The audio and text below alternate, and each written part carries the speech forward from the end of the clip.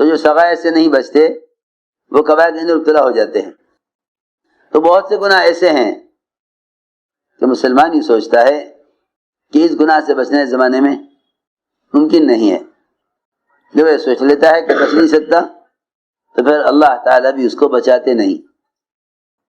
اور اگر وہ بچ کر نکلنا چاہے، اگر وہ بچ کر نکلنا چاہے، یہ نہ کہے کہ نکلنے کا کوئی راستہ نہیں ہے، کیونکہ اگر اس نے یہ طے کر لیا کوئی راستہ نہیں ہے تو اللہ رب العزت اس کی گمان کے خلاف راستہ نہیں بنائیں گے۔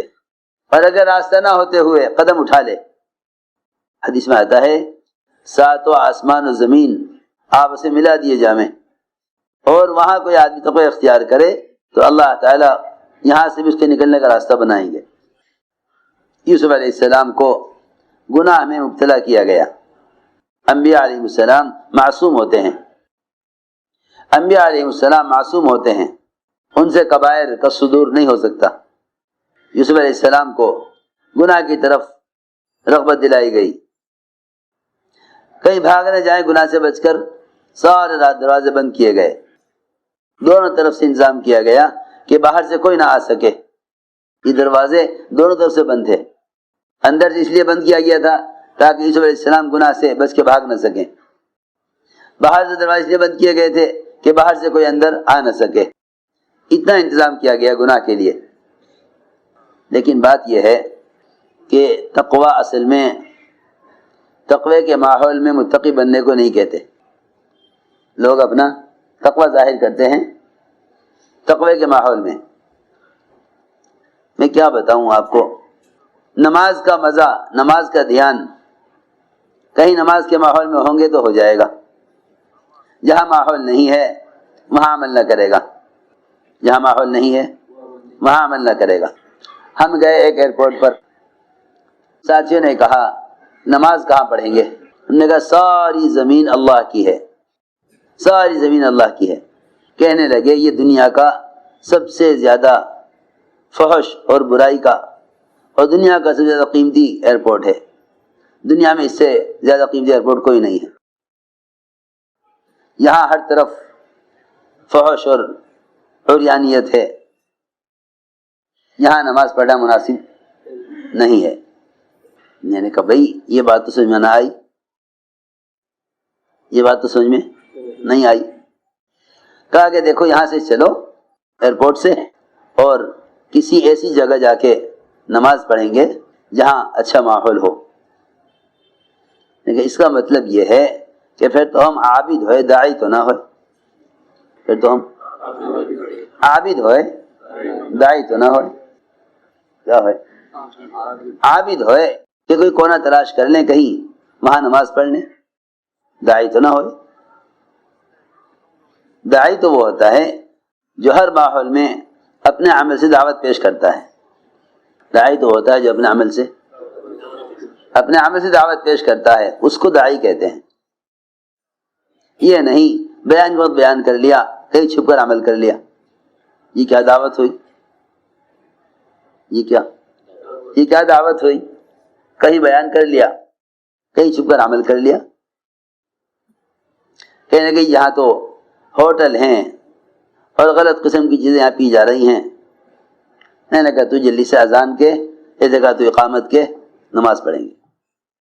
ساتھ ہی ساتھ تھے، نماز ہوئی، ساری چاروں طرف مرد عورتیں سب جمع ہو گئے تماشا دیکھنے کو۔ نماز کا سلام پھرا تو ایئرپورٹ کا سب سے بڑا مالک وہ آ گیا، یعنی آپ نے کیا کیا ہے یہاں؟ کہ بھئی یہاں لوگ ناشتے کر رہے ہیں، کھانے کھا رہے ہیں، شرابیں پی رہے ہیں اور طرح طرح کے کام کر رہے ہیں۔ جب یہ ایئرپورٹ ہے سب اپنا اپنا کام کر رہے ہیں، ہم نے اپنا کام کر لیا۔ ہر ایک کی اپنی چاہت کی چیزیں یہاں ہیں، ہر ایک کی اپنی چاہت کی چیزیں یہاں ہیں۔ کہنے کہ یہ آپ کام کہیں اور کر لیتے، تو میں نے کہا یہ جتنے سب بیٹھے ہیں ان سب سے پوچھو کہ تم شراب کہیں اور پی لیتے، ناشتہ کہیں اور کر لیتے، یہاں کیوں کر رہے؟ ساتھ ہی ہمارے کہنے لگے کہ یہاں نماز پڑھنے میں نماز کا دھیان نہیں رہا۔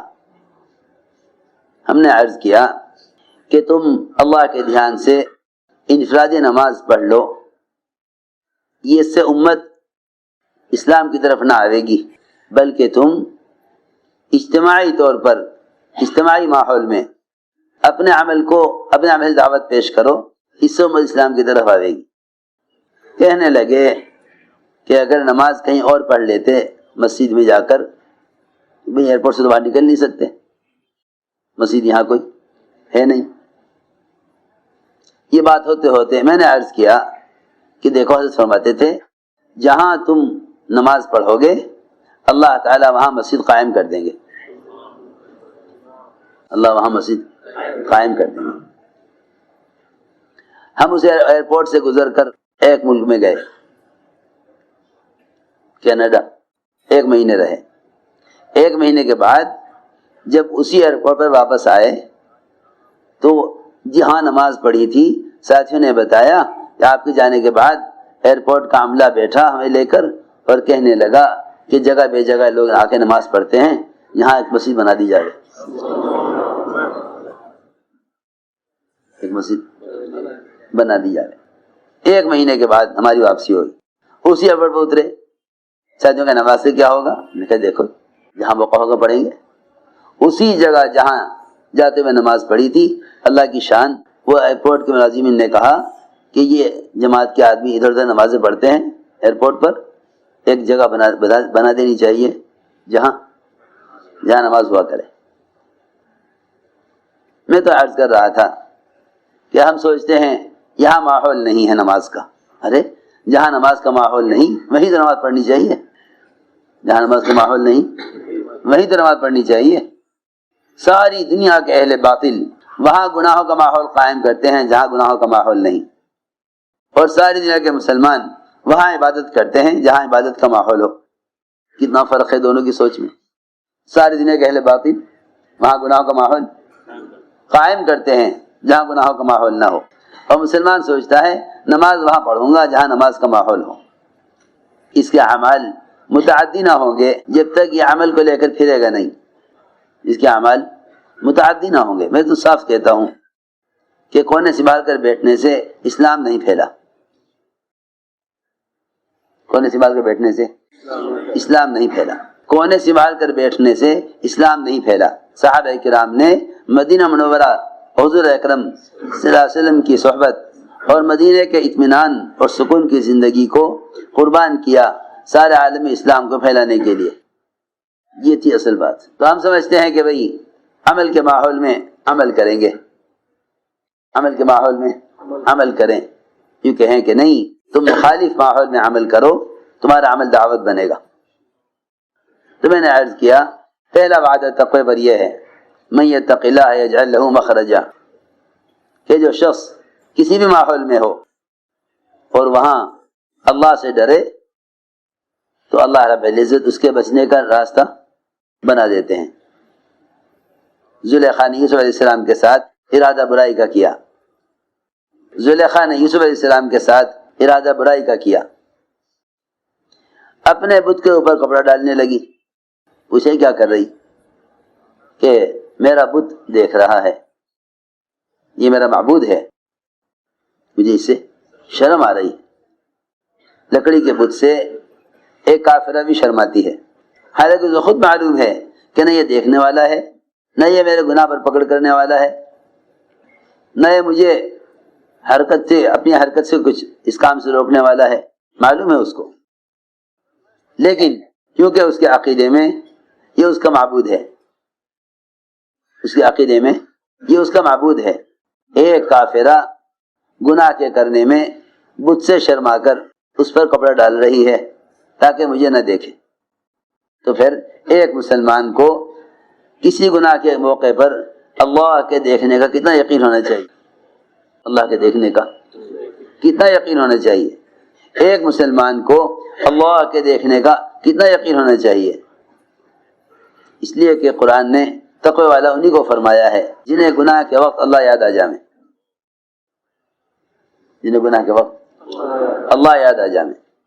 میں کیا عرض کروں، لوگ اللہ کو یاد کرتے ہیں عبادات میں، حالانکہ عبادات تو اللہ کی یاد کا مظہر ہیں۔ اگر گناہوں کے وقت اللہ کو یاد نہ کرو گے، اگر گناہوں کے وقت اللہ کو یاد نہ کرو گے تو گناہ اور اعمال دونوں معمول بن جائیں گے، دونوں معمول بن جائیں گے۔ ہماری بات میں بہت توجہ دینی پڑتی ہے، یوں نہیں میں بولتا رہوں آپ سنتے رہیں۔ اس زمانے میں مسلمان پر حالات اس لیے ہیں کہ اعمال اور گناہ ایک معمول سا بن گئے ہیں۔ جب آدمی گناہ کا عادی ہو جاتا ہے تو گناہ جسم کے لیے غذا کا کام دیتے ہیں، جسم کے لیے غذا کا کام دیتے ہیں۔ جس طرح غافل آدمی کی عبادت ایک عادت بن جاتی ہے، گناہ بھی ایک عادت بن جاتے ہیں، گناہ بھی ایک عادت بن جاتے ہیں۔ اس لیے میں نے عرض کیا کہ اصل ذکر گناہ کے وقت